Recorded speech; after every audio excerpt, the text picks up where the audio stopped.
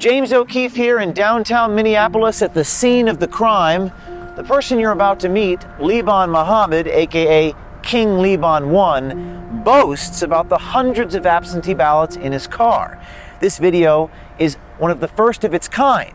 A man self-incriminating himself, bragging about all the illegal ballot harvesting that he does. Money is everything. Money is the key in this world. If you ain't got money, you should not be here, period. You know what I'm saying? Lacag is everything. Campaign lacag baa wata. $200 iyo $100 oo waxa la ayida iyo awooga iyo aad ka soo qaadeen. You cannot campaign that. You gotta have an investment to campaign. You gotta have a fundraisers. You gotta have waxa la yiraahdo. You gotta have the whole team. Numbers don't lie. Numbers don't lie. Wajida gaariyaygu waa buuxaa. Waxaas waa absent ballot salka yaala. Soo ma jeedid. Fiiri, waxaas oo dhan soo ma jeedid. Waa buuxaa gaariyaygu. Waa buuxaa yaala. Waxaas kullu waa Jamaal Cusmaan way. Fiiri. 300 clear maanta soo dhacday oo Jamaal Cusmaan. Ya. Ciidamada hogaaminaysa Aamino maxaad leedahay? Waa lagu kala baxay Soomaa meesha. Aado weyn. waa generaalada ciidamada hogaaminaysa weeye sida ay la socotaan yaa ilaahay haata shaqadu waa socotaa adeer saak 6 baan bilownay ilaahay haatana waa wadnaa waa noo jeedaa saacadana waa u jeedaan waa ay horeysa saacadayda oo bixinay 2 in the morning still hustling 2 in the morning still hustling. I think he was both Ilhan Omar and Jamal, but I think he was more with Ilhan Omar. My name is Omar, O-M-A-R, Jamal, J-A-M-A-L. I'm right now part of the Ramsey County Sheriff's Office, but also I'm the chair of the Somali Watchdog Group, and I have been involved in the community for the last 20 years. Omar Jamal is the latest brave Project Veritas insider to come forward and expose a voter fraud scheme in Minnesota that will shock you. Well, I want to be part of this investigation because of ongoing election fraud that we feel that we should bring to the attention of everyone. Therefore, chances are we can do something about it. When we spoke with Omar Jamal, he actually repeated our PV insider motto, be brave. Do something about it. Omar Jamal secretly recorded conversations with the players involved in the voter fraud scheme to expose the criminal behavior he says is victimizing his own community and the integrity of the election process.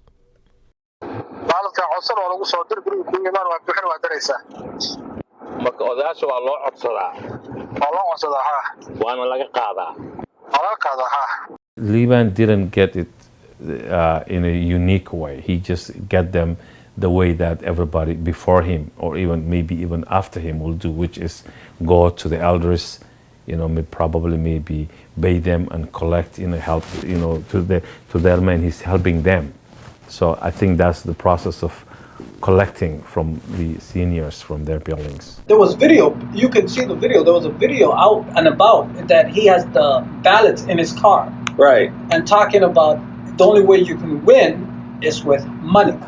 She uses money, and he's one of many people. He's not the only one who works for her. He was talking to his opponents and other people saying that, here we are. He was just boosting, He said, I have 300, and he had them in his hand. Got it right here. Like a cash. Like cash. So question, have you ever asked yourself, how did he get them? Yeah, how did he get them? You just don't go and, I was looking at them, and they were not filled. They were blank. Right. Some were open. Yeah.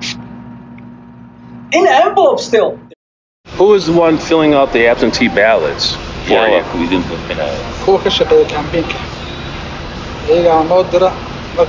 People who work with like Ilhan Omar and other candidates work for them. Ilhan has a handful of people that work for her. They came to us to our apartments. And they tell us that this year you're going to vote for Ilhan. kuleeyihiin absentee ballot aan ku sameeyna waan ku bixinayna form marka dalka ku soo dhacdo annaga haddana buuxinayna waa dirayna adiga guriga iska joog meesha ma aadaysid. You don't go nowhere, you stay home. We will go fill out for your absentee ballot. When it comes, we'll come and get it. You just not go nowhere, you stay here.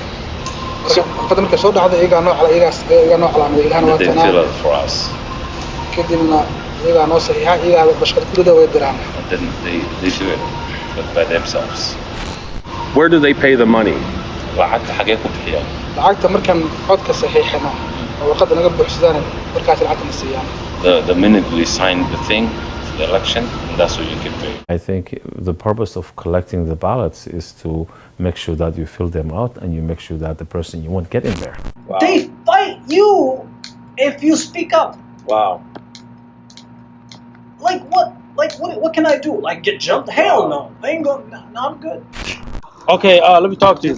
Yeah. And I got money too, so if I gotta get them out to the polls, I'll get them to the polls. Okay. Just don't forget me. I need some money when it's all over, bro. I got you. Listen, Got me? listen. I'm gonna hook you up with $3. All right. I'm working with Jamal Osman. Jamal Osman is running the city council in Minneapolis. Right. That's my young brother. Videos saying that the only way to win is money. And what was the other one? He said it was money.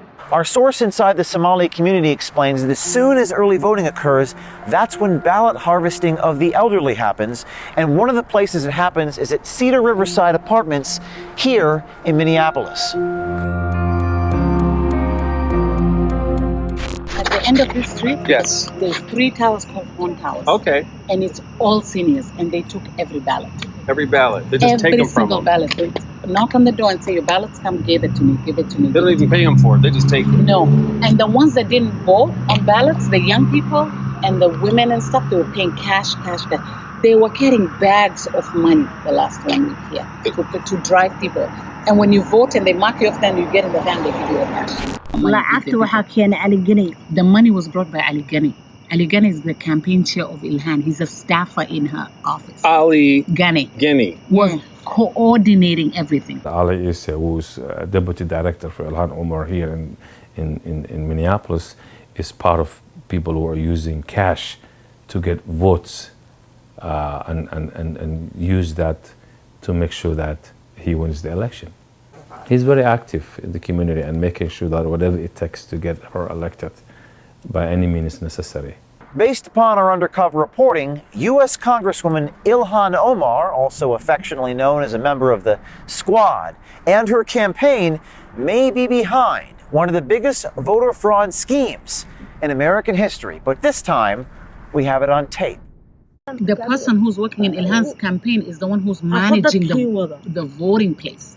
They bring them, they line them, they put the open ballots in there, and then they take them in and say, here. And the people mark. How's that working? They have perfected this system. This is what they do. They will tell you, we are applying for your ballot. They take a picture of your social security and your driver's license. They have a database. When the ballot comes, they track it. Sometimes they make fake emails. They track the ballot. Then they come and pick up the ballot. Wow. So they Unopened. actually. Wow. So there's a vested interest, but we are victims of the system. They don't give a shit about any Somali issue. Sorry to use my language. No, you're right. And Right. the DFL wants to win this state at all costs. It's a mutually beneficial, and the victims is the Somali. We have to understand that the immigrants, mostly here now, are first generation immigrants. They are still, most of them are still emotionally connected to where they came from. And because of their background, not knowing how elections work, they came from military government. That's the only system that they know. And when they get here, because of their ignorance, not knowing how all things work, sometimes they even think it's legal. Now, our sources say that Ilhan Omar is actually exploiting members of her own Somali community in Ward 6, which is the epicenter of where these alleged voter fraud activities take place. It's not right that there's, corruption. It's pretty much an alliance between clans and the progressive left in the city of Minneapolis. Because you have a specific family, which Abdi Warsame Mahmoud Noor, Ilhan, Jamal Usman, who just got re-elected, or should I say elected for City Ward 6, all are in the same cousin of family. Like it's clan-oriented. Liban Mohammed's video shows him violating Minnesota election laws, which prohibit someone from collecting more than 3 ballots. It's also a violation of federal law. For anyone who votes for others illegally, this is the law. 52 U.S.C. 10307, punishable by up to 5 years in prison and a $10,000 fine. Numbers don't lie. Numbers don't lie. Wajida gaarigaygu waa buuxaa. Waxaas waa absent ballot salka yaala. Soo ma jeedin. Fiiri, waxaas oo dhan soo ma jeedin. Waa buuxaa gaarigaygu. Waa buuxa yaala. Waxaas kullu waa Jamal Usman way. Fiiri. 300 clear maanta soo dhacday oo Jamal Usman. Yeah.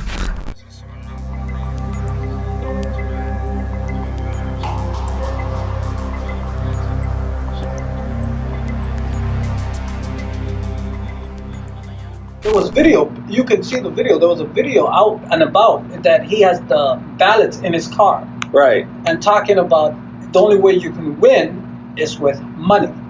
So he's basically saying that. Admitting that. Right. Yeah, admitting that. So. I saw that video. Yeah. He took it down.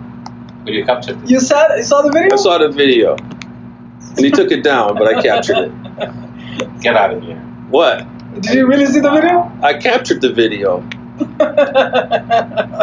Captured that video. It's a beautiful video. I told you. Things like that, though. That's what's going on. He said, I have 300, and he had them in his hand. Got it right here. Like a cash. Like cash. So, question, have you ever asked yourself, how did he get them? Yeah, how did he get them? You just don't go. And, like, I was looking at them, and they were not filled. They were blank. Right. Some were open. Yeah. In an envelope still. It's an open secret. It's not something that she will do anything that she can to get elected, and she has hundreds of people on the streets doing that. Our sources say that Ilhan Omar's voter fraud machine appears to be much more than just a few foot soldiers like Liban Mohammed's ballot harvesting. This appears to be an effort that is very systemic and very coordinated. Hundreds of people have come that do not live here.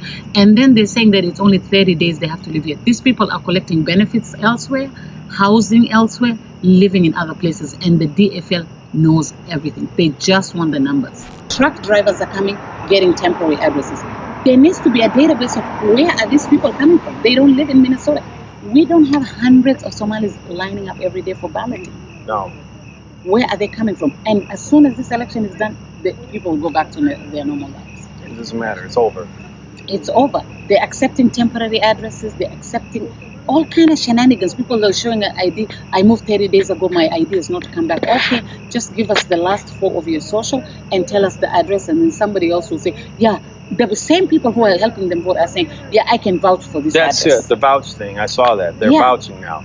Or they can have someone vouch for them that lives in the same ward and precinct. That's what I'm talking about, the person vouching for them. Now, where do I find out who vouched for these people, these 8 people that didn't live in one house? You know that those people were vouched for. There's no way 8 people live in that one house. That's a little tiny house. It's not only her, it's all this, DFL machine. No, this is a DFL machine that's, in full operation in the state of Minnesota. And if you don't do it the way that you need to do it, then you just better get the hell out of the state. Now you may ask yourself, how is voter fraud of this scale, of this magnitude, how does this voter fraud go unchecked? So there you go. So that's the type of beautiful thing that's going on. And I find that interesting. And the Republican Party is just sleeping on that. Why didn't they do anything about that video? They can't, because that video, here's what's going on with the video, right? The video basically doesn't, how do you say this? Does he say at any time in the video that he aligns himself with Jamal Usman? Yeah. He does? Yeah. I don't know. It's gone now. So if that video at any given time does say he does align with Jamal Usman, and then the state can do something about that. It's not right that there's, corruption. It's pretty much an alliance between clans and the progressive left in the city of Minneapolis. Well, I'm afraid if it's already too big to stop, maybe it's too late. Maybe it's already too big to stop. There's a lot of people invested in this, and they don't care how they did it. We win, and that's it. If American people don't pay attention to what's happening, it is gonna soon, the country will collapse. The rules and regulations, if you ignore that and you let corruption and fraud become a daily business, and then tough luck, the country will not exist as they know it. Now the only question is, what does Congressman Ilhan Omar have to say for herself? That her deputy, Ali Issei, is apparently a central figure in all this fraud. So the question is, what does the Attorney General of Minnesota have to say about this? What is the county attorney here in Minneapolis? What is he going to do about this?